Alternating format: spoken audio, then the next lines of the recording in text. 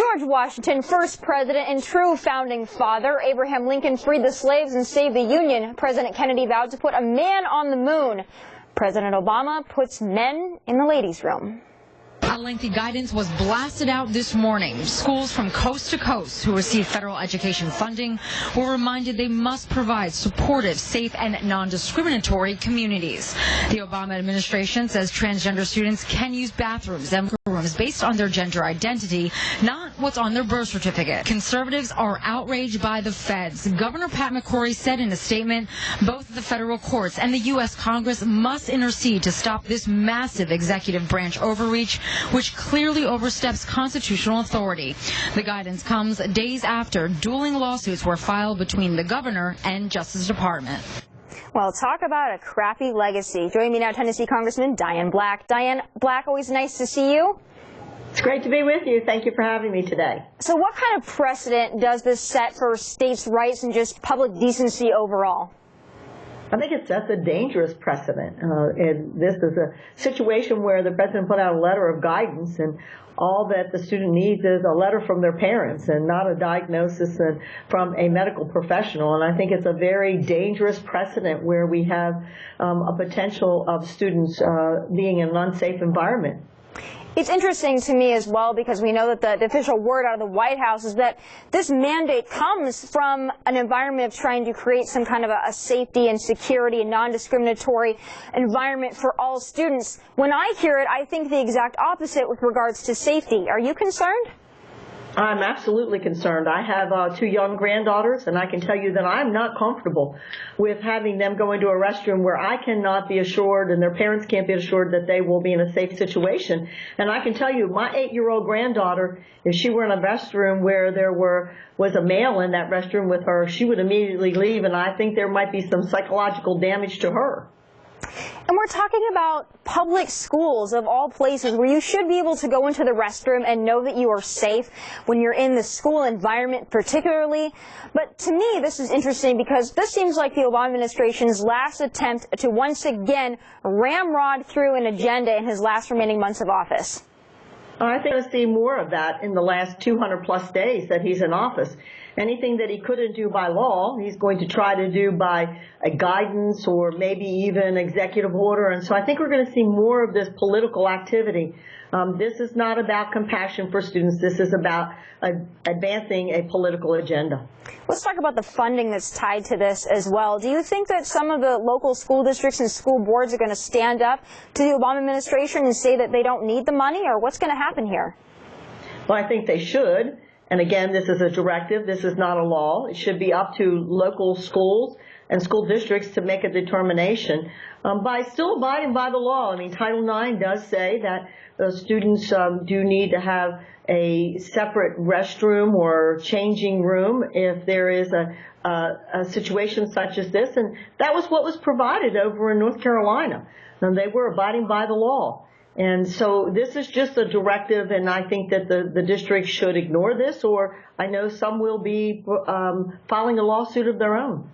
This brings up some interesting legal questions as well, though, because speaking of Title IX, your sex, your gender is a protected class. However, self-identifying as whatever gender you please, I don't know if that necessarily falls under Title IX, Congressman.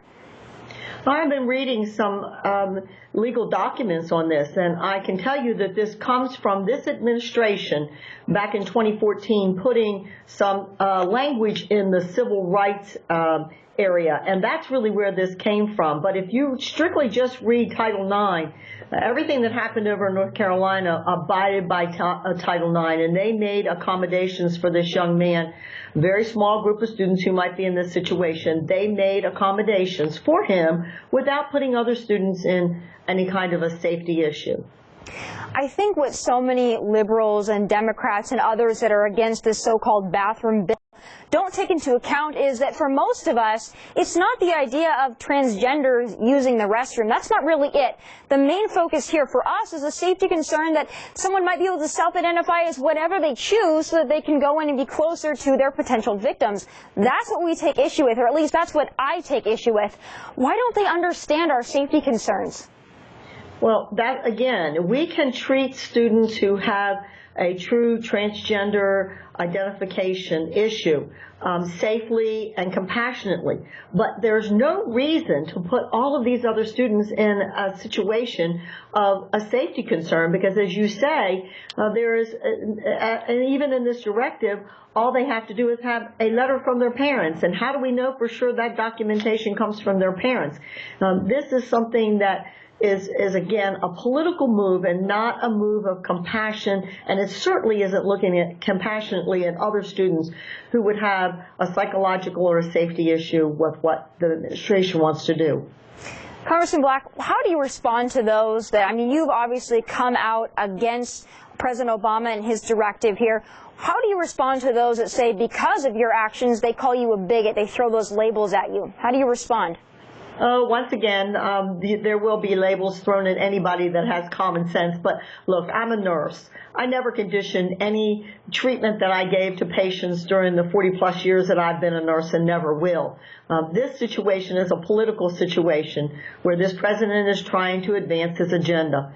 And again, we can be compassionate, and we can find responsible ways to address the psychological issues of children who truly are in that situation. But this is not providing safety for the general population. Congressman Black, I wonder what's next. If we start saying you can self-identify as anything that you want, we start throwing these kind of directives at local school districts and local governments in general.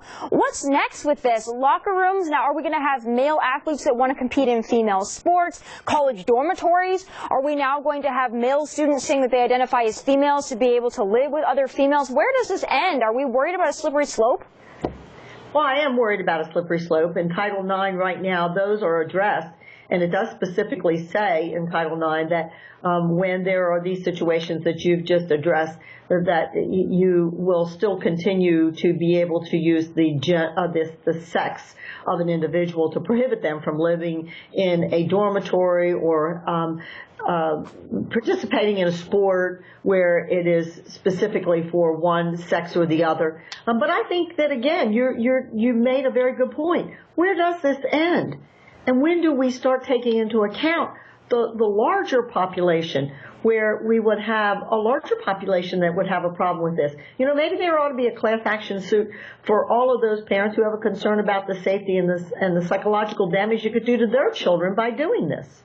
I have to share something with you as well, because I was actually talking about this over the weekend out in uptown Dallas, and I started thinking, late at night when you're at a bar, there are many men and women that are around that are obviously intoxicated. What's going to stop someone from saying, hey, you know what, I identify as a female today, I'm going to go ahead and go on into the women's restroom?